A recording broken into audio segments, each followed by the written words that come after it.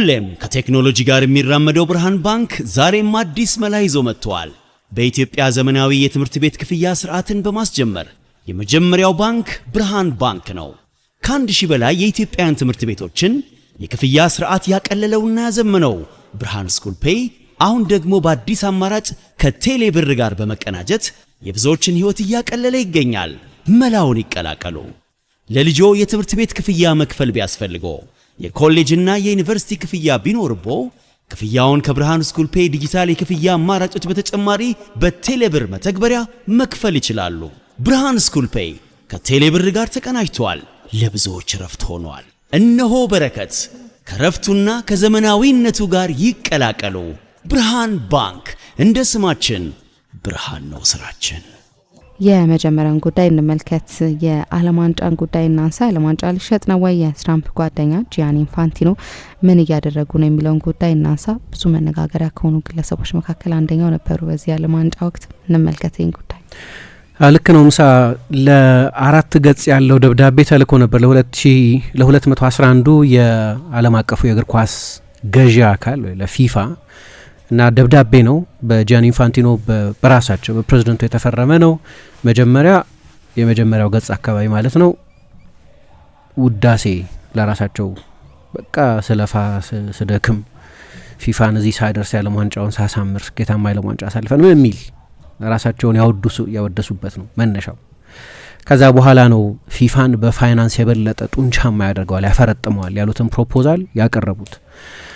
ቀጥሎ ሄዲንጉ ላይ ዋት ሃፕንስ ኔክስት ወይ ቀጥሎ ምን ይሆናል የሚለውን በተመለከተ በዛ ርዕስ ስር ያሰፈሩት ነገር የፊፋን አባል ሀገራት የሆኑትን ፌዴሬሽኖች ከባድ ሁኔታ ውስጥ የሚያስቀምጥ ነው። ይሄ ፕሮፖዛል ይቀጥላል አይቀጥልም የሚለውን ጉዳይ በተመለከተ የምትወስኑት እናንተ ናችሁ አሉና ከዛ አማራጮቹን ገና ፕሮፖዛሉ ምን እንደሆነ ከማብራራታቸው በፊት አስቀመጡ። አሁን ለምናቀርበው ፕሮፖዛል መልሳችሁ ወይም አብላጫዎቻችሁ ወይም 50 ሲደመር 1 የምትሆኑት ከ50% በላይ የምትሆኑት የስ የምትሉ ከሆነ የ100 ሚሊዮን የ10 ቢሊዮን ዶላር ፓኬጅ ከጃንዋሪ 1 2017 ጀምሮ ለእናንተ ዝግጁ ይሆናል ማለት እያንዳንዱ ፌዴሬሽን 40 ሚሊዮን ዶላር ያገኛል ማለት ነው። የምትበዙት እምቢ የምትሉ ከሆነና ያለው ሁኔታ ወይም ስታተስ ኮ እንዲቀጥል የምትፈልጉ ከሆነ ከ10 ቢሊዮን ዶላር ይልቅ የሚኖረው አቬይላብል በጀት 2.7 ቢሊዮን ይሆናል ማለት ነው። እያንዳንዱ ፌዴሬሽን የሚያገኘው 40 ሳይሆን 10 ይሆናል ማለት ነው ይልና እምቢ ብላችሁ ግን አብላጫዎቹ እሺ ብለው ቢጸድቅ እምቢ ያላችሁት እሺ ካሉት በ20 ሚሊዮን ዶላር ያነሰ ነው የምታገኙት አሉ። ለምሳሌ እምቢ ያሉ አሉ ወይም ኖ ያሉ ወይም መሆን የለበትም ያሉ አሉ። አሁን እንግዲህ እሳቸው ያቀረቡትን የፋይናንሻል ቡም ያመጣል ያሉትን ፕሮፖዛል 50% እና ከዛ በላይ የሚሆኑት ሀገራት ድምጽ ሰጡ። የተቀሩት 40 ምናምን አይሆንም ብለው ተቃወሙ ማለት ነው። የተቃወማችሁት ግን ቢጸድቅም በ20 ሚሊዮን ያነሰ ነው የምታገኙት። ይሄንን እንድታውቁት ይሁን። ከሴፕቴምበር 19 በፊት መልስ መስጠት አለባቸው ከሚቀጥለው የፊፋ ኮንግረስ በፊት አሉ።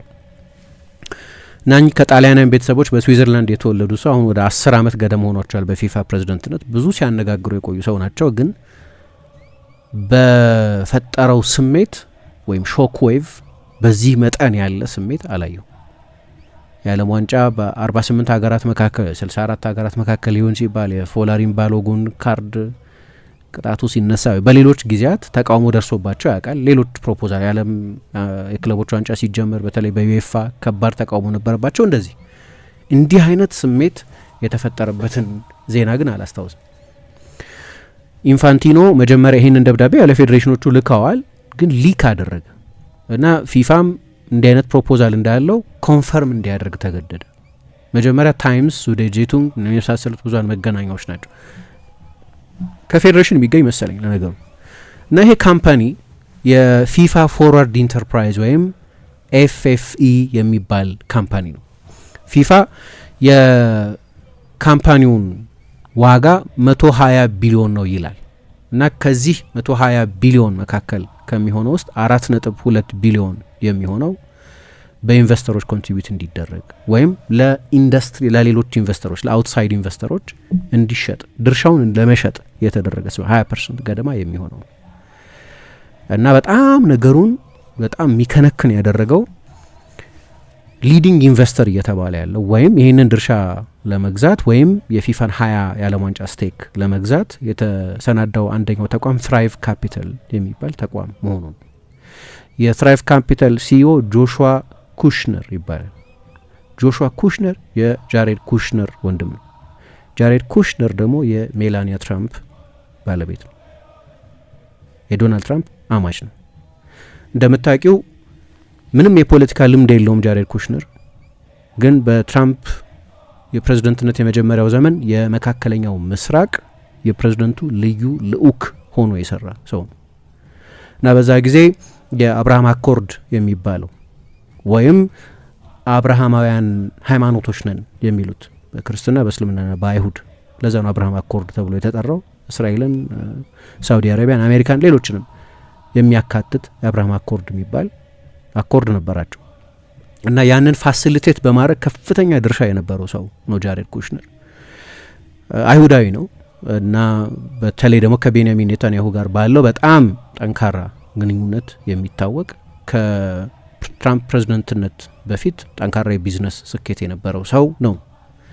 አሁን የእሱ ወንድም ነው ጆሹዋ ኩሽነር ማለት ከሸጡት እና በተለይ ለትራይቭ ካፒታል የሚሸጡት ከሆነ ለትራምፕ ነው የሚሸጡት ማለት ለትራምፕ ቤተሰብ ነው የሚሸጡት ማለት ነው።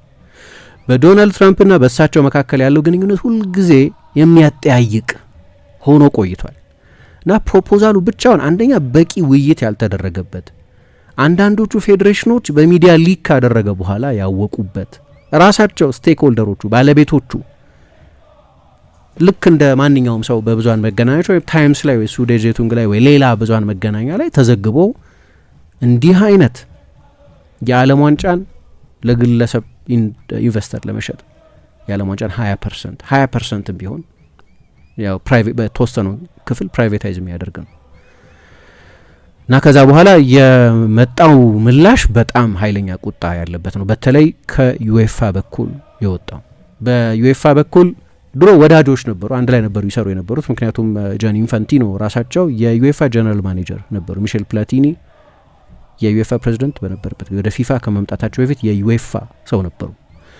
እና አብረው ሰርተዋል ከአሌክሳንደር ቼፌሪን ጋር። ሁለቱም ከፊፋ ሴፕ ብላተር በዛ የ2016ቱ የኤፍቢአይ ምርመራ ከፕሬዝደንትነት እንዲነሱ በተደረገ ጊዜ፣ ከዩኤፋ ደግሞ ሚሼል ፕላቲኒ እንዲነሳ በተደረገ ጊዜ ሁለቱን ሰዎች የተኩ ናቸው፣ ቼፌሪን እና ኢንፋንቲኖ እና ድሮ ጓደኞች ነበሩ። ጓደኝነታቸውን አበላሽቶት እንደሆነ አላቅም፣ ግን አሁን በዩኤፋና በፊፋ መካከል በአውሮፓ እግር ኳስ ማህበርና በዓለም አቀፉ የእግር ኳስ አስተዳዳሪ አካል መካከል በጣም በጣም ትልቅ ልዩነት አለ እና ለዛ ነው ቀይ መስመሩ አሁን ታልፏል፣ የማይታለፍ ቀይ መስመር ታልፏል የሚል ስቴትመንት ትላንትና ዩኤፋ እንዲያወጣ የሆነው። ፊፋ የእኛን ስፖርት ራሱን እና ጀሌዎቹን ክሮኒዎችን ብሎ ነው የገለጹ።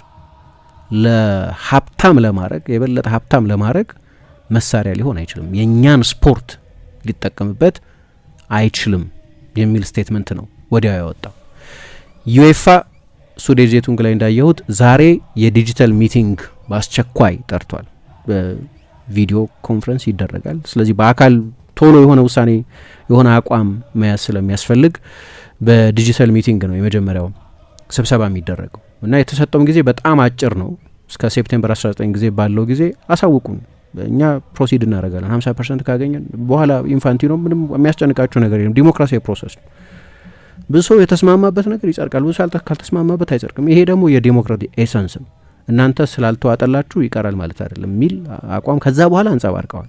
ስለዚህ ዲሞክራቲክ ፕሮሰስ ነው ብለዋል። ለምን ፍሎ እንዳለው ይሄ ዲሞክራቲክ ፕሮሰስ ነው ዲሞክራቲክ ፕሮሰስ ነው። እያንዳንዱ የፊፋ አባል ሀገር አንዳንድ ድምጽ ነው ያለው፣ እኩል ድምጽ ነው ያለው።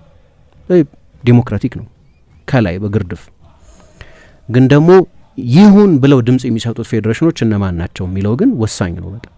ድምጽ እየተገዛ ነው ወይ? 2027 ላይ ፕሬዝዳንት ምርጫ አለባቸው፣ ተፎካካሪ ይኖርባቸዋል ተብሎ አይጠበቅም።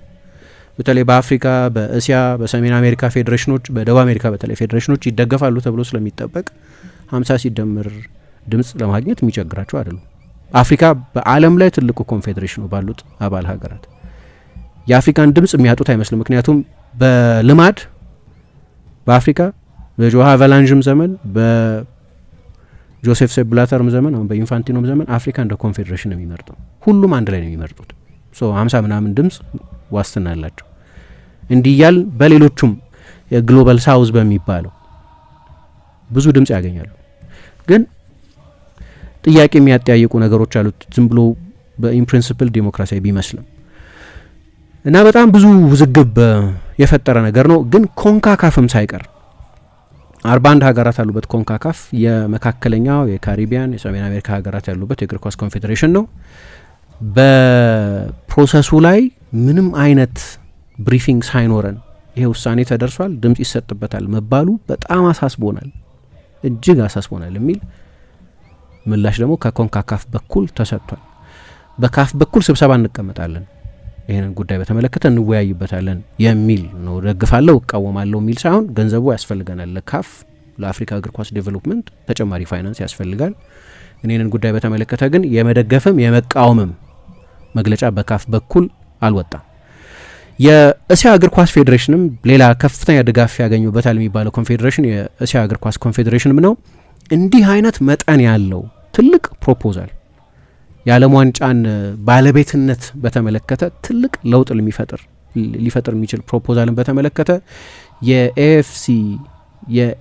የኤኤፍሲ ፋሚሊ ወይም የእስያ ፉትቦል ኮንፌዴሬሽን ቤተሰብ መጀመሪያ ሁኔታውን ኤግዛማይን እንዲያጤነው እድል አለመሰጠቱ፣ በሁሉም የገቨርናንስ መስመሮች እድል አለመሰጠቱ በጣም ያሳስባል ብሏል። የእስያ እግር ኳስ ኮንፌዴሬሽን ደግሞ 46 አባል ሀገራት ያሉበት ነው።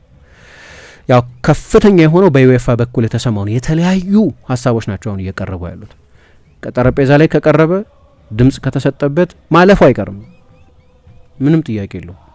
በአፍሪካ፣ በእስያ፣ በኮንካካፍ፣ በደቡብ አሜሪካ ሀገራት ድምጽ ያገኛሉ።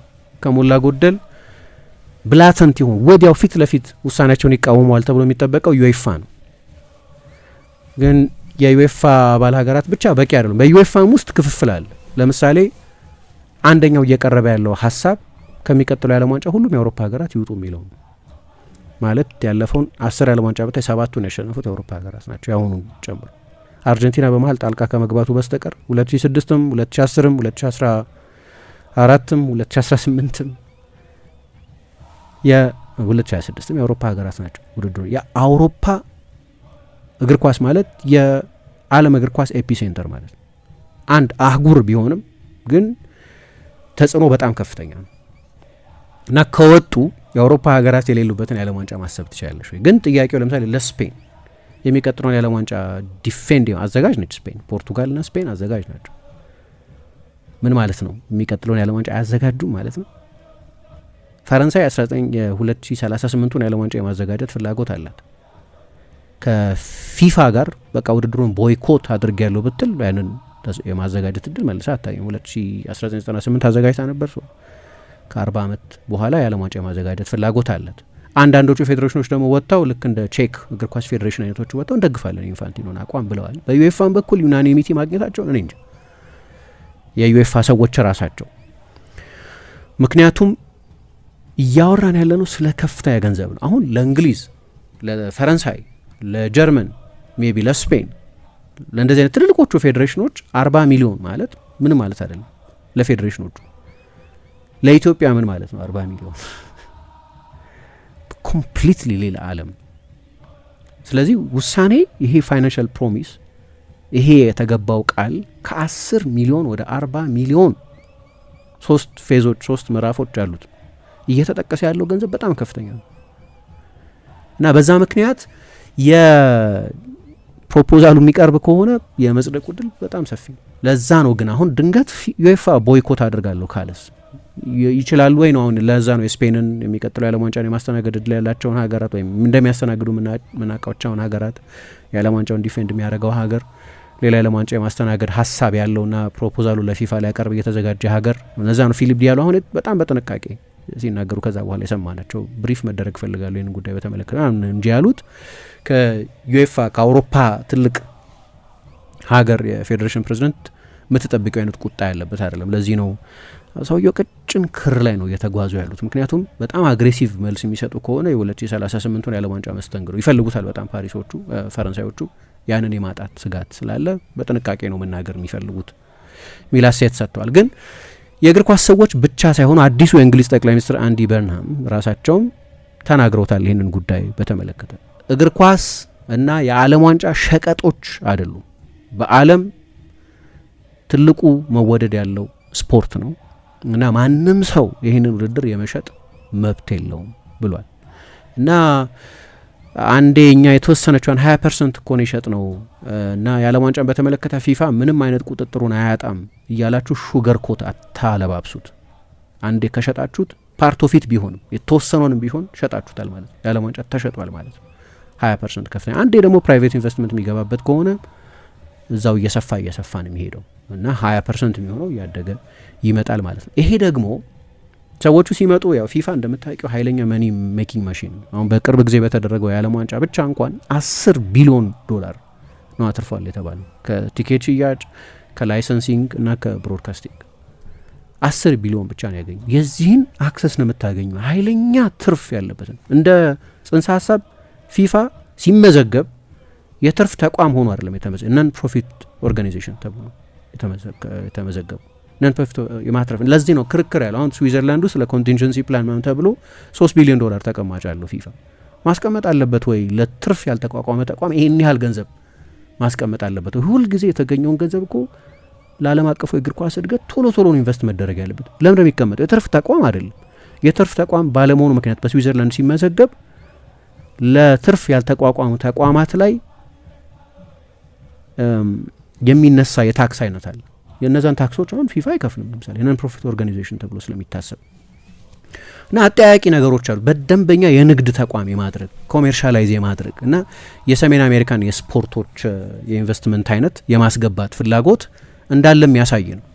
በጥቂቱ ከማን ጋር ይመሳሰላል? ይሄ ከፍሎረንቲኖ ፔሬዝ የዛሬ 5 ዓመት ይዘውት ከመጡት የሱፐር ሊግ ሀሳብ ጋር የሚመሳሰል። ያኔ ምሳቸው አንድ ትልቅ ባንክ እርግጠኛ አይደለሁም ጄፒ ሞርጋን መሆኑ ያሁኑ ጄፒ ሞርጋን ያኔው ግን ጎልድማን ሳክስ ሳይሆን አይቀርም። ጎልድማን ሳክስ መሰለኝ አሁን ፋይናንስ ላይ ያደርገው ነበር። እያንዳንዱ ክለብ ዝግ ውድድር ነው፣ 13 ክለቦች ብቻ የሚሳተፉበት መውረድ መውጣት የሌለው እዛ ላይ ለመሳተፍ በዚህ ስምምነት ውስጥ የፈረሙ 6 የእንግሊዝ ትልልቅ ክለቦች፣ 3 የስፔን ትልልቅ ክለቦች፣ 3 የጣሊያን ትልልቅ ክለቦች ያሉበት ዝግ የሆነ የስፖርት ሜሪት የሌለበት መውጣት መውረድ የሌለበት ውድድር ፕሮፖዝ አደረጉ። ምንም አይነት ስፖርታዊ ሜሪት አይጠይቅም እዛ ላይ ለመሳተፍ። በቃ ሀብታም የእንግሊዝ ክለብ ብቻ መሆን በቂ ነው እና ፈረሙ፣ ተስማሙ። ከጸደቀ በኋላ ነው ባልተለመደ ሁኔታ በዩኤፋ ሬዚስተንስ፣ በደጋፊዎች ተቃውሞ፣ ከሁሉ በላይ ደግሞ በተለይ በእንግሊዝ መንግስት በነበረ ጠንካራ የፖለቲካ ጣልቃ ገብነት ተራ በተራ ማንቸስተር ዩናይትድም አርሰናልም ሊቨርፑልም ያሉ ተንጠባጥበው ወጡ በአንድ ጊዜ። የደጋፊዎቹ ፕሮቴስት በጣም ከፍተኛ ነበር። እግር ኳስን ሸቀጥ የማረግ ኮሜርሻላይዝ የማረግ ፍላጎቱ እና ግሪዱ ስግብግብነቱ ወሰን አጣ ተብሎ ማለት ሄደው ታግለው ነው ፍሎረንቲኖ ፔሬዝ መጨረሻ ላይ እጅ የሰጡት እንጂ እሳቸው ብቻ አልነበሩም። ከእሳቸው ጋር አንድሬ አኘሊ ነበሩ። በነገራችን ላይ አንድሬ አኘሊ ካልተሳሳትኩ የአሌሳንደር ቼፌሪን ልጅ የክርስትና አባት የነበሩት። ከዛ በኋላ ሰላምታ አይሰጣጡም፣ አይተያዩም ጭምር። ለዛ ነው የኢንፋንቲኖንና የቼፌሪን ጓደኝነት የዩኤፋና የፊፋ ጥል አለያይቶት ይሆን ወይ? ምክንያቱም የሆኑ ሰዎችን ጓደኝነት ከዚህ በፊት አለያይቶ የማወቅ ታሪክ ስለነበረው ነው ቅድም እሷን ጠቀስ ያደረጉት። እና ከሁሉ በላይ ደግሞ በጠቅላላ ሀሳቡ ለማንም ይሸጥ፣ ለየትኛውም ኢንቨስተር ይሸጥ፣ ሀሳቡን ብዙ ሰው አልተቀበለውም። ግን በተለይ ደግሞ ከትራምፕ ጋር ሊንክ ያለው መሆኑ ደግሞ ነገሩን በጣም የሚከነክን አድርጎታል። ያው ፎላሪን ባሎጉን በቀይ ወጣ ዛጇታል። በቀይ መውጣት ነበረበት አልነበረበትም ሌላ ክርክር። በቀይ መውጣት አልነበረበትም አክሲደንታል ነው የሚሉ ሰዎች አሉ። በቀይ መውጣት ነበረበት የሚሉ አሉ። ሁልጊዜ በእግር ኳስ ውስጥ ያለ የውሳኔ ጉዳይ በተመለከተ ያለ ጤናማ ክርክር ነው። ግን የሚወሰነው እዛው ሜዳ ውስጥ ነው። በቪአር ታይቶ ይሄ በቀይ አያስወጣም ብሎ ዳኛው ውሳኔውን ሊከልሰው ይችላል፣ ወይ በቪአር አይቶ ሊያረጋግጠው ይችላል። ግን ኦቶሪቲው የዳኞቹ ነው መሆን ያለበት። ቢዘገይ ምናልባት በማግስቱ ልትወስኙ ትችላለች። በተለይ እንደ ዓለም ዋንጫ ባለ ውስን ቶርናመንት ላይ 4-5 ቀን ቆይቶ በኋላ ትራምፕ ራሳቸው ተናገሩ። ጆኒ ነው የሚሉት። ለምን ጆኒ እንደሚሏቸው አላቅም። ጃኒን ለጆኒ ደውዬለት ነበር ያሉ ከዛ ከጨዋታቸው በፊት እና እኔ መቼስ እንደዚህ አድርጉ እንደዚህ አታድርጉ አልልም፣ ግን ጆኒ በጣም ወሳኝ ተጫዋች ነው ፎላሪን ባሎጉን እና የኔን ሪኮሜንዴሽን ያቀረብኩታል። ራሳቸው ትራምፕ አለ ቪዲዮ ኦን ፐብሊክ ነው የተናገሩ። ከዛ ታይቶ ተሰምቶ በማይታወቅ ሁኔታ የፎላሪን ባሎጉን ቅጣት ተነሳ እና ተጫወተ። እዛ ጨዋታ ከቤልጅየም ጋር በነበረው ጨዋታ ላይ ተጫወተ። የቤልጅየም ተጫዋቾች ጎል ካስቆጠሩ በኋላ የደስታ አገላለጻቸውን አይተሽ እንደሆን በዛ ተሰምቷቸው የነበረውን ኢንጀስቲስ የሚያሳይ ነው። አሜሪካንን ውድድር ውስጥ ያቆያታል ብለው በማመናቸው ምክንያት የተደረገ አቋም እና ቲም ቪክሪ ምን ይላል? ያቺ ውሳኔ በፊት የማይሸራረፍ ድጋፍ ያገኙበት ከነበረው ግሎባል ሳውዝ፣ ምክንያቱም ራሳቸውን ፕሮጀክት ያደርጉ የነበሩት ልክ ነው፣ አውሮፓ ትልቅ የእግር ኳስ አህጉር ነው፣ በክለቦች ውድድርም ባሉበት የተጫዋቾች መጠንም በሚያንቀሳቅሰው ፋይናንስም በእግር ኳስ ባለው ድርሻ አውሮፓን የሚወዳደር የለም። አዎ፣ ግን እግር ኳስ አውሮፓ ውስጥ ብቻ አይደለም፣ ዓለም አቀፍ ቋንቋ ነው እግር ኳስ። ስለዚህ ለሁሉም ፌር መሆን አለብን። እያንዳንዱን ውድድር ዲዛይን ስናደርግ ለግሎባል ሳውዝ ምን ይጠቅማል እያልን ነው ማሰብ ያለብን። ለአፍሪካ ምን ማለት ነው፣ ለእስያ ምን ማለት ነው፣ ለኮንካካፍ ምን ማለት ነው እያልን ነው እንጂ ለዩኤፋ ብቻ እያሰብን ልናደርግ አንችልም። ምክንያቱም 211 አባላት ነው ያሉ። አሁን ይስሉት የነበሩት ስዕል ሊያስተላልፉ ይሞክሩት የነበረው መልእክት እኛ ከኢስታብሊሽመንቱ በተቃራኒ ነን የሚል ነው። አሜሪካ የእግር ኳስ ኢስታብሊሽመንት ላይሆን ይችላል፣ ግን ትልቁ ጠንካራ ፖለቲካና የሚሊተሪ ተጽዕኖ፣ ጠንካራ ኢኮኖሚ ተጽዕኖ ያለው ሀገር ነው እና አጎበደዱ። እዛ ሌላም ጊዜ ብዙ ጊዜ አሳይተዋል። ግን ያኔ በቃ መልእክት ተላለፈ። ለማን እየሰሩ እንደሆነ ሰውየው የሚያሳይ መልእክት ነው ተብሎ ተወሰደ። በተለይ የባሎጉን ውሳኔ በጣም ኃይለኛ ራስ ላይ የተቆጠረ ጎል። ግን ከመጡበት ጊዜ ጀምሮ ብዙ የሚያወዛግቡ ፕሮፖዛሎች ነበሯቸው። በተለይ በዩኤፋ ብዙ ቅሬታ ያስነሱ እና አብዛኞቹ ፕሮፖዛሎቻቸው የፊፋን የንግድና የማርኬቲንግ ኤክስፕሎይቴሽን የማስፋፋት በቃ ንግዱን ማርኬቲንጉን የማስፋፋት ሀሳብ የእግር ኳስ እድገቱን ከማስፋፋት በላይ የበለጠ አትራፊ ማድረግ የበለጠ መኒ ሜኪንግ ማሽን ማድረግ ያ ሀሳብ ነው ለረጅም ጊዜ ነበራቸው። በ10 ዓመት ውስጥ እንግዲህ 2016 ላይ ነው እነዛ የፊፋ ሰዎች ድንገት በዙሪክ ተሰብስበው በነበሩበት ጊዜ በፖሊስ በስዊዘርላንድ ፖሊስ ከሆቴላቸው አንዳንዶቹ ልብሳቸውንም ሳይለብሱ በአንሶላ ተጠቅልለውና ወደ እስር ቤት የገቡበት ጊዜ ታስታውሽ እንደሆነ ያን ጊዜ ሴፕ ብላተርም የተያዙበት ጊዜ ማለት ከዛ ጊዜ ጀምሮ የፊፋ ፕሬዝዳንት ሆኖ ሰርተዋል። አሁን 2026 ላይ ነው ያለ ነው። ያወዛገቡ አቋሞች ነበሯቸው። ለምሳሌ የዓለም የክለቦች ዋንጫን በተመለከተ በተለይ በአውሮፓ እኔ አሁን ሁሌ አንዳንዶቹን ፕሮፖዛሎች የእግር ኳስ ኮንሰርቫቲዝም አለበት፣ አዲስ ሕግ ቢወጣ አዲስ አሰራር ሲኖር ምናምን መነካት የለበትም የሚል የስታተስ ኮ ኮንሰርቫቲዝም አለ። ግን የዓለም የክለቦች ዋንጫ ሲመጣ በተለይ በአውሮፓ በጣም ትልቅ ቅሬታ ነበር የፈጠረው። እኔ ቻምፒየንስ ሊግን ለመቀማት የሚደረግም የሚመስል ነው። ቻምፒየንስ ሊግን ለመቀናቀን ያለ ሀሳብ ይመስላል። ሌላ ሱፐር ሊግ ተደርጎ የተቆጠረው ለዚህ ነው። እና ያ በአሜሪካን የተደረገው እንደምታውቂው ያለፈው የዛሬ ዓመት የተደረገው የ32 ክለቦች የዓለም የክለቦች ዋንጫ የሚባለው ይሄ በሳቸው የተወሰነ ነው።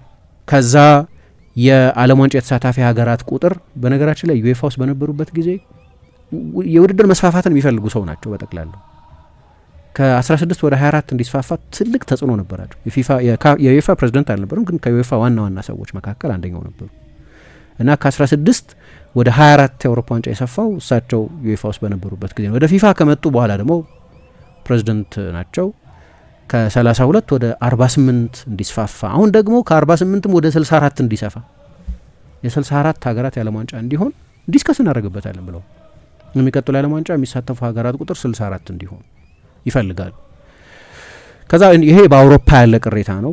የካታር የዓለም ዋንጫ መስተንግዶ እና የዓለም ዋንጫው መስተንግዶ የተገኘበት ፖለቲካዊ ሂደት ከጀርባ የነበረው ጥልፍልፍ ሁሉ ካታር የዓለም ዋንጫው እንድታስተናግድ የሆነበት እና የዓለም ዋንጫም በታሪኩ ለመጀመሪያ ጊዜ ዘወትር ከሚደረግበት የሰኔ ሐምሌ ወቅት ወደ ህዳር እንዲሸጋገር የተደረገበት ውሳኔ ተላልፎ ነበር። ከዛ የ2034 የዓለም ዋንጫ ለሳውዲ ሲሰጥ በብርማ ሳህን ነው ለሳውዲ ይሄ የመስተንግዶ እድል የተሰጣት። ምክንያቱም ፉክክር አልነበር። ሌላ ጊዜ የዓለም ዋንጫ ሊደረግ ሲል ታረግ ያልሽ አይደለም ፉክክር። ከዛ እያንዳንዱ የዓለም ዋንጫ ማስተናገድ የሚፈልግ ሀገር ፕሮፖዛሉን ያቀርባል እና የፊፋ ኢንስፔክተሮች ይሄዱ በየሀገሩ ያለውን ፋሲሊቲ፣ የስቴዲየሞቹን ጥራት፣ ሁሉንም ነገር ከግምት አስገብተው እያንዳንዱ ሀገርም የራሱን የስፖርት ምስል የሆኑ ሰዎች ልክ የኦሎምፒክ መስተንግዶን ለማግኘት ከተሞች እንደሚፎካከሩት ሀገራትም ይፎካከራሉ። 2 3 4 ሀገራት ይፎካከሩን የተሻለ ፕሮፖዛል። አሁን ሁሌ ንጹህ ነው ማለት አይደለም። በገንዘብ መስተንግዶ የተገዛባቸው የዓለም ዋንጫዎች ይበዛሉ። የ2006 የዓለም ዋንጫ ለምሳሌ እንደዛ ነበር። ሌሎችም ብዙ የዓለም ዋንጫዎች ነበሩ ለድምጽ ሰጪዎች ገንዘብ በመክፈል ወይም ብራይብ በማድረግ በኮረፕሽን የዓለም ዋንጫ መስተንግዶ የተሰጠባቸው ጊዜያት ነበሩ። ግን እንደ መርህ ግን ፕሮፖዛል መቅረብ አለበት። የ2034 የዓለም ዋንጫን ማስተናገድ ፈልጋለሁ የሚሉ ሀገራት በጣምራም ይሁን በተናጠል ይመጡና ፕሮፖዛላቸውን ያቀርባሉ። እዛ ላይ ድምጽ ይሰጣል። የ2034 የሳውዲ የዓለም ዋንጫ አሁን ሳውዲ ላይ ነው የሚደረገው። እንዲህ አይነት ኮንቴስት አልነበረም። ሳውዲ ታዘጋጃለች ተብሎ ነው በዚህ ነው የተነገረው። እና ሳውዲዎቹ ደግሞ የእግር ኳስ ውስጥ ብዙ ገንዘብ ኢንቨስት እያደረጉ ነው። የዛሬ አመት የተደረገ የዓለም ክለቦች ዋንጫ ላይ ውድድሩን ባንክሮል ያደረገው የሳውዲ መንግስት ነው። ለራሱ ምክንያት ያው እንደምታውቂው በጣም ትልልቅ ተጫዋቾች ወስዶ ሳውዲ ውስጥ እንዲጫወቱ ያደርጋል። ሀሳባቸው እግር ኳስ ብቻ ነው ወይ? ሌላ የሚያከራክር ነገር ነው። እግር ኳስ ብቻ አይመስለኝም። የዓለም ዋንጫን ማስተናገድ፣ እንዲህ አይነት ውድድሮችን ባንክሮል ማድረግ፣ ሌሎችም ከፊፋም ውጭ ያሉ ለስፔን ሱፐር ካፕ፣ የጣሊያን ሱፐር ካፕ ምንም ሳውዲ ላይ ይደረጋል። እንደምታውቂው እግር ኳስ ላይ ትልቅ ኢንትረስት አለ በሳውዲ በኩል። ኒውካስልን ገዝተዋል፣ ሌሎችም ነገሮች። ግን ይሄም አከራካሪ ነበር በጊዜው። በተለይ ያለ ኮንቴስት ያለ ምንም ፉክክር በፕሬዝደንቱ ውሳኔ ብቻ ምንም ኮምፒቲሽን ሳይኖር ነው የዓለም ዋንጫው ለሳውዲ እንዲሰጥ የተደረገው። እንዲህ አይነት ብዙ የሚያወዛግቡ ነገሮች ነበሩ። ከነዚህ ሁሉ አወዛጋቢ ውሳኔዎች ጀርባ የፊፋው ሕግ የተማሩት ጂያኒ ኢንፋንቲኖ አሉበት። ከዛ ደግሞ ባለፈው ታህሳስ ዶናልድ ትራምፕ የሰላም ሰው ነኝ ብለው ስለሚያምኑ ያምኑ ስለነበር አሁን እንደዛ ያምኑ እንደሆነ አላውቅም። ከኢራን ጦርነት በኋላ ከቬኔዙዌላ በካራካስ ሄደው የሀገሪቱን መሪ አንጠልጥሎ ከወሰዱ በኋላ ምን ካሉ በኋላ የሰላም ሰው ነኝ ማለት ይችሉ እንደሆነ አላውቅም። አሁንም ይላሉ ብዙ ጦርነት በዓለም ላይ አስቀርቻለሁ፣ 9 ትልልቅ ጦርነት አስቀርቻለሁ፣ ብዙ ነገር ይላሉ እንደምታውቂው። ግን ይፈልጉት ነበር የኖቤል የሰላም ሽልማትን በሚያስገርም ሁኔታ። የመጀመሪያ የፕሬዝደንትነት የስልጣናቸውም ዘመን ላይ አሁንም በድጋሚ ፕሬዝደንት ሆነው ከመጡ በኋላ የኖቤል የሰላም ሽልማት ይገባኛል ብለው የሚያምኑ ናቸው። የኖቤል የሰላም ሽልማት ኮንትሮቨርሻል ነው በጣም ሁልጊዜ። የኖቤል የሰላም ሽልማት የተሰጣቸውን ሰዎች አንዳንድ ታሪክ ስታይ አወዛጋቢ ነው በጣም። ግን ትራምፕም ከነ ውዝግቡም ቢሆን ይህንን ፕሪስቲጅ ይህንን ክብር ይፈልጉት ነበር። በኋላ እሱ ሽልማት ሳይገኝ ሲቀር እንደ ከፋቸው ስላወቁ ባለፈው ታህሳስ የወርልድ ፒስ ፕራይዝ የሚል ፊፋ የሚያዘጋጅ የፊፋ ጉዳይ አይመስለኝም የፒስ ፕራይዝ ምናምን ማዘጋጀት ግን አዘጋጁና ለትራምፕ ሰጧቸው የሰላም ሰው በሚል። በኋላ ትራምፕም ራሳቸው እኮ የሆነ የፒስ ኮንፈረንስ ነው የሚባል የሆነ ነገር ነበራቸው የሰላም እንትን። ከዛ ላይ ነው የጁላይ 6ቱ ኢንሲደንት የተፈጠረው የፎላሪን ባሎጉን ጉዳይ እና ራሳቸው ጣልቃ ገብተው ከቦስኒያ እና ሄርዘጎቪና ጋር በተደረገው ጨዋታ አሜሪካ አሸንፋ ነበር ያንን ጨዋታ። እዛ ጨዋታ ላይ ነበር ተጫዋቹ በቀይ ወጥቶ የነበረው እና ለቤልጅየሙ ጨዋታ ግን በፊፋው ፕሬዝዳንት እና በአሜሪካው ፕሬዝዳንት ውሳኔ ቅጣቱ እንዲነሳ ተደረገ።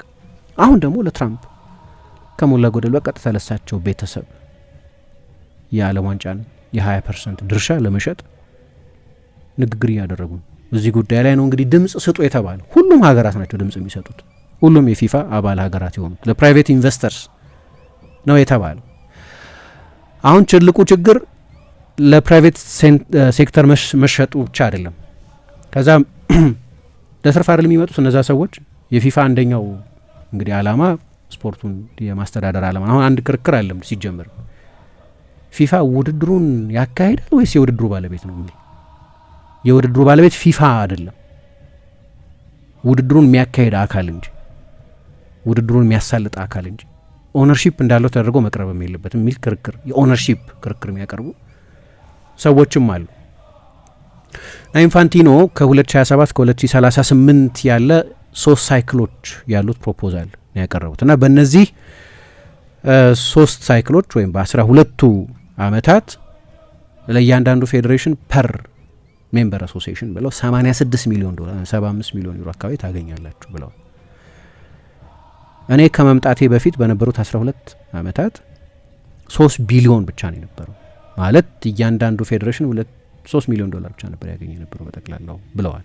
በጣም ትልቅ ልዩነት፣ ትልቅ የፋይናንስ ልዩነት የሚያመጣ ነው። ዊዛውት ሪሊንኩዊሽንግ ኤኒ ኮንትሮል፣ ምንም አይነት ቁጥጥርን ስፖርቱ ላይ ያለ ባለቤትነትን በተመለከተ እነዚህ በጥንቃቄ በሚመረጡ የውጭ ኢንቨስተሮች ነው እንጂ ፊፋን በተመለከተ ለምሳሌ እነዛ ማትረፍ ይፈልጋሉ ሰዎች። አሁን ፊፋ በቅርብ ጊዜ ይቀርብበት የነበረው ትችት የውሃ እረፍት የሚባለው የውሃ እረፍት በጊዜው ምልክቱ ግልጽ ነበር። 3 ወይ 4 ተወያይተንበታል። እዚሁ አጋጣሚ ሆኖ አንድ ኮት እያየው ነበር። ካርሎ አንቸሎቲ በጃፓን የተሸነፍነው በውሃ እረፍቱ ምክንያት ነው ብለዋል። ያኔ እኔ ብዙ ጊዜ አንስቼዋለሁ። ነገር ማስተዋል ይቻል ነበር ብዙዎቹ ጨዋታዎች ላይ ሞመንተም ሺፍት ሲያደርግ እንደዚህ ስፖርቱን መሰረታዊ ህግ በ150 ዓመት ውስጥ የነበረ የሁለት አጋማሾች ጨዋታ የመሆንን ወደ 4 ሩቦች የቀየረ ወደ 4 ኳርተሮች የቀየረ ነው። መሰረታዊ የሆነ ልዩነት የፈጠረ ነው እና በኋላ የውሃ እረፍቱ ሲመጣ ወዲያው የተረዳነው ነገር በዛ 3 ደቂቃ ውስጥ ፕሪሚየም ገንዘብ የተከፈለበት ብዙ ገንዘብ ፊፋ ያገኘበት የማስታወቂያ እረፍትን ይሆኑ ምንም የምታዩ ፉቴጅ አልነበረም። በውሃ እረፍቱ ጊዜ ወዲያው ማስታወቂያ ነው የሚገባው። እኛም በምናይባቸው ብሮድካስተሮች እንደዛ ነበር ሲሆን የነበረው። ኮሜርሻል ኢንትረስት ነው። ፊፋ ራሱ ገንዘብ የማግኘት ፍላጎት ነበር። ኮንዲሽናል አልነበረም። የአየር ሁኔታ ከግምት አይገባም። ኤር ኮንዲሽንድ በሆነ በዝግ ስቴዲየም ውስጥ ሳይቀር ነው እንደዛ የምታዩ። ሁሉም 104ቱም ጨዋታዎች ላይ የውሃ እረፍት ነበር። ከዛ ደግሞ እንደምታስታውሹ የዓለም ዋንጫ ፍጻሜ ሲደረግ እረፍት 15 ደቂቃ ነው።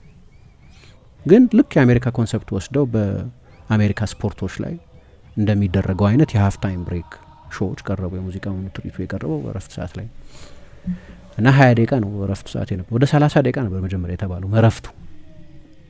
መጀመሪያ ልክ እረፍት ከወጡ በኋላ ተጫዋቾች 30 ደቂቃ ቆይተው እንዲመለሱ ነበር ፕሮፖዝ የተደረገው። በኋላ 20 ደቂቃ ሆነ።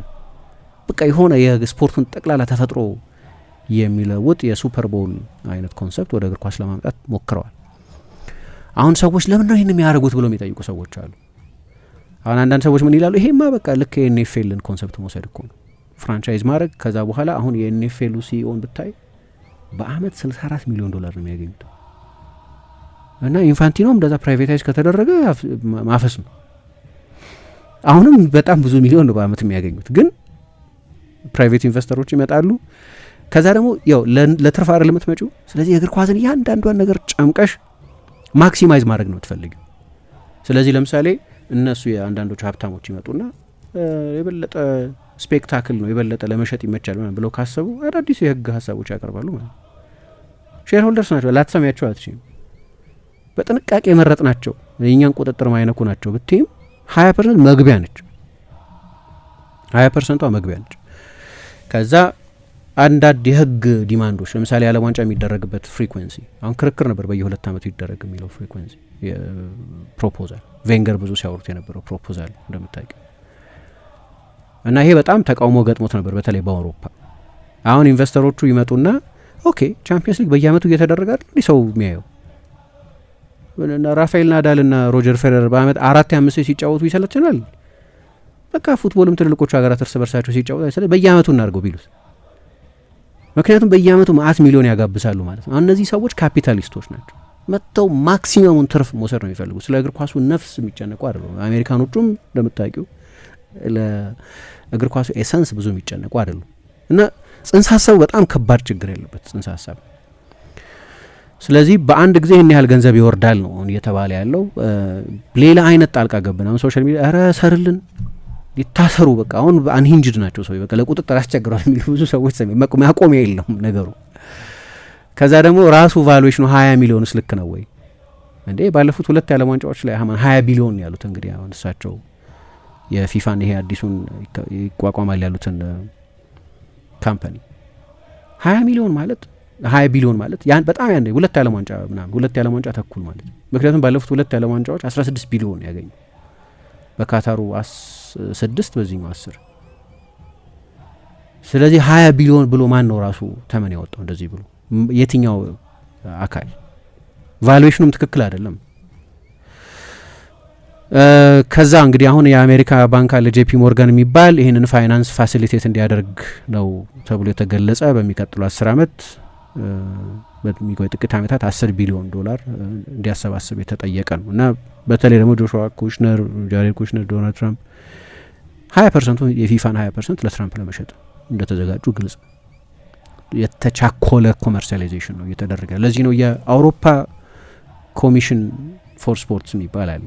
የዛ ፕሬዚደንት የሆኑት ግሌን ሚካሊፍ የሚባሉት ሰው አሁን እግር ኳስ በጣም ወደሚጎዳው አቅጣጫ እየዞረ ነው ያለው እና ከስፖርቱ ላይ እጃችሁን አንሱ አውር ስፖርት ሃንድስ ኦፍ አውር ስፖርት ብለው ነው እሳቸው የገለጹት። ግን ሌሎቹም ኮንፌዴሬሽኖች ናልኩት ኮንካካፍም የብሪታንያው ጠቅላይ ሚኒስትርም እንግዲህ አሁን 10 ቀን ሆናቸው መሰለኝ ጠቅላይ ሚኒስትር ከሆኑ በኋላ እሳቸውም ጠንከር ያለ ባይሆንም ፊሊፕ ዲያሎም ሌሎችም ሰዎች እንዲህ አይነት ሪማርኮች ሰጥተውበታል። በጣም የተስፋፋ ቁጣ ያለበት ነው። ከዛ በፊት እንግዲህ ከጠረጴዛው ላይ ይነሳል፣ ድምጽ ይሰጥበታል። ድምጽ የሚሰጥበት ከሆነ ብዙዎቹ ድሀ ሀገራት የሚባሉት ይሄ ገንዘብ በአንገብጋቢ የሚያስፈልጋቸው ሀገራት ድምጽ ይሰጣል። አሁን ክርክሩ አንዳንድ ትንንሾቹ ደሴቶች አይቀሩ በጣም ጥቂት ህዝብ ያለ ያንን ገንዘብ ብትሰጫቸውም በሊሚቴሽናቸው ምክንያት ወዴትም ሊያደርጉት የማይችሉ እግር ኳሳቸው አንዳንዱ ቦታ እግር ኳስ ማስፋፋት የማይቻልበት ቦታ ጥቂት ሀገራት አሉ እና ያ ገንዘብ 40 ሚሊዮን ይሰጣቸዋል። በእርግጠኝነት ይበላል። ለማርሻል እና ለኩክ አይላንድ ምናምን ገንዘቡን ብትሰጩ ወይ ለናውሩና ቱቫሉ የሚባሉ አባል ሀገራት አሉት ፊፋ ወይም ጂብራልታር ወይም ሳን ማሪኖ የሚባሉ ለነሱ ብትሰጫቸው እናስፋፋው ቢሉን ወዴትም ሊያስፋፉት አይችሉም በእነሱ ሀገር ሊሚቴሽን። ግን ገንዘቡ ብዙ ስለሆነ ይስማማሉ ማለት ይቻላል። እንግዲህ አሁን የዓለም ዋንጫ 64 ሀገራት የሚሆን 104 ጨዋታ ነው የነበረው። ወደ 25 ተጨማሪ ጨዋታ ይደረጋል ማለት ነው የሚቀጥለው የዓለም ዋንጫ ወደ 64 የሚያሰፉት ከሆነ ይሄ ራሱ ብዙ ዲቤት ክርክር ያለበት ነው እና ትልቅ ቁጣ ያስነሳ እና ድንገት ልክ የናሽናል ፉትቦል ሊግ ኮሚሽነር ወይም ሲኢኦ የሚባሉት ሰው የሚያገኙትን አይነት ገንዘብ ማግኘት ተመኝተው ለትራምፕ ክላን መሸጥ ፈልገው ይሆናል እንጂ እኔ ጤነኛ የስፖርት ፕሮፖዛል አይመስልም፣ የሚያስፈልግም አይመስልም ስታየው። ግን ሰዎች አሁን ለምሳሌ አንዳንድ ሰዎች ያላቸው ቲዮሪ በግሎባል ሳውዝ በአፍሪካ በእስያ ወይም በተለምዶ ሶስተኛው ዓለም ሀገራት በሚባለው በሳውዘርን ሄሚስፌር ምናምን ያላቸውን ተቀባይነት መልሰው ለማግኘት የገንዘብ ኢንሴንቲቭ ለመስጠት ነው። ስለዚህ ምንም ድምጽ ሰጡ አስበው እንግዲህ ተጨማሪ 30 ካገኘ እምቢ ብለህ እንኳን ቢጸድቅ የሚል ዛቻ ያለበት የሚመስል አሁን ይህ ዲሞክራቲክ አይደለም። ለዚህ ነው በአሜሪካ ለምሳሌ በሌላ ሀገር የተመረጠ ሰው ንግግሩ ላይ መጀመሪያ የመመረጥ ንግግሩ ላይ አድሬስ የሚያደርገው ያልመረጡትንም ሰዎች ባትመርጡኝም ግን የእናንተም ፕሬዚደንት ነኝ፣ ስለዚህ ለእናንተም እሰራለሁ ነው የሚል። ባትመርጡኝም በዴሞክራቲክ ፕሮሰስ ነው ኦኬ፣ አይመርጥሽም ሁሉም ሰው 40% አልመረጠሽም ይባል፣ ግን 40% የዛ ሀገር ዜጋ ነው። ስለዚህ በዴሞክራሲ ሂደት ተመርጠሻል፣ ግን 49% የሚሆነው ሰው ላይመርጥሽ ይችላል። 51% ስላገኘሽ ፕሬዚደንት ትሆኛለሽ። እንደ የሀገር ህግ ይለያያል። አንዳንድ ጊዜ 2/3 ማጆሪቲ ነው የሚጠየቅባቸው ሀገራት ግን ብዙ ጊዜ 50+1 ነው እና ያንን ሰው ነው አድሬስ። ይሄኛው ግን ቅጣት ባትመርጡና ቢጸድቅ እንኳን እንቀጣችኋለን ማለት ሌላው የሚያገኘው ፕሪቪሌጅ አታገኙም የሚል መልእክት ያለበት የሚመስል ነው እና የሚገርም ነው። አጸደዋለሁ ብለው ፊፋን ብለው ከሙስና ነጻ አድርገዋል ብለው ነው የመጡት እና ብዙ የሚያሳማ ነገር የሚያደርጉ ሰው ናቸው። አሁን እንግዲህ በሴኔቱ ፊት ይቀርባሉ። እንደምታውቂው በአሜሪካ ዴሞክራቶቹ አሜሪካ የነበረው የቲኬት ዋጋ በጣም ውድ ነው እና ይሄ መመርመራል። በአሜሪካ የተደረገ ውድድር ነው፣ መመርመር አለበት። ከትራምፕ ጋር ያለህ ግንኙነት ምንድነው የሚለውን አይ ቲንክ ኮንግረሱ ፊት ቀርበው ቴስቲፋይ ያደርጋሉ ራሳቸው ኢንፋንቲኖ እና ሪሌሽንሺፓቸው በሁለቱ መካከል ያለው ግንኙነት ብዙ የሚያጠያይቅ ነው እና ደግሞ የዓለም ዋንጫው ከመጀመሩ በፊት እሳቸው በኩራት ተናግረውታል። በቀደም ኢንስታግራማቸው ላይ በጣም ብዙ የምትታወቁ ሰዎች አላችሁ፣ በጣም ስኬታማ የዓለም ዋንጫ ነበር፣ ከረበሻችሁ ወይ ሜዲቴት አድርጉ፣ ወይ ለስለስ ያለ ሙዚቃ ስሙ፣ ወይ ጸልዩ፣ እንደዛ አድርጉ፣ ቢያት ፒስ። የዓለም ዋንጫው በጣም አሪፍ ነበር። እግር ኳስ ባይሆን ኢራን ወደ አሜሪካ ትመጣለች። እሳቸው ነው ይሉት ፊፋ የዓለም ዋንጫ እንድትሳተፍ አድርገዋል። አሁን ችግር አለበት ይሄ ራሳዊ። ከዚህ በፊት አንስቼዋለሁ የኢራንን ሁኔታ በተመለከተ ተወያይተንበታል። እዚሁ የሶማሊያ ዳኛ እንዳይገባ የተደረገበት የብዙ ሀገራት ደጋፊዎች በቪዛ አቀባ ምክንያት ወደ አሜሪካ እንዳይገቡ የተደረገበት፣ ቡድናቸው እንዳይደግፉ የተደረገበት ብዙ የሚያጠያይቁ ነገሮች የነበሩበት የዓለም ዋንጫ ነው። እግር ኳሱ ነጥለን ማየት አለብን። እግር ኳሱ ብዙ ጥሩ ጨዋታዎች ያየንበት፣ ውድድሩ ከተጀመረ በኋላ ከውድድሩ በፊት የነበሩት እነዚህ ጉዳዮች ሁልጊዜ እንደሚሆነው ወደ ጀርባ ተከልለው ቆይተዋል። ግን ኮንትሮቨርሺያል ነበሩ ማለት በተለይ ደግሞ ውድድሩ እየተደረገ የባሎጉን ሁኔታ በተመለከተ የተከተሉት እኔ ፖለቲካል ኢንተርቬንሽኑ ማለት ነው ነን ስፖርቲንግ የሆነ አኬት ተሄዶ ነው የባሎጉን ቀይ ካርድ እንደሳ የተደረገውና አሁን በጣም አደገኛ ወደ ሆነ ጠርዝ ሄዷል። ዩኤፋ እንደዚህ በቂ የሚስማሙ ሀገራት አግኝቶ ቦይኮት ካደረገው ማሰብ ትችላለች ምን እንደሚሆን። በጣም ወደ መሬት ነው የሚፈጠረው። የአውሮፓ ሀገራት የሌሉበት የዓለም ዋንጫ ሊሆን አይችልም። የማንም አህጉር የሌለበት የዓለም ዋንጫ ሊሆን አይችልም። ግን በስፖርት ሬሌቫንስ ያው የአውሮፓ ኃይለኛ ቁጥጥር ያለበት ነው የዓለም ዋንጫ እና ብዙ ቁጣ የፈጠረ ነው። ወዴት እንደሚሄድ እናያለን። ሁሌም ከቴክኖሎጂ ጋር የሚራመደው ብርሃን ባንክ ዛሬም አዲስ መላ ይዞ መጥቷል። በኢትዮጵያ ዘመናዊ የትምህርት ቤት ክፍያ ስርዓትን በማስጀመር የመጀመሪያው ባንክ ብርሃን ባንክ ነው። ከ1000 በላይ የኢትዮጵያውያን ትምህርት ቤቶችን የክፍያ ስርዓት ያቀለለውና ያዘመነው ብርሃን ስኩል ፔይ አሁን ደግሞ በአዲስ አማራጭ ከቴሌ ብር ጋር በመቀናጀት የብዙዎችን ሕይወት እያቀለለ ይገኛል። መላውን ይቀላቀሉ።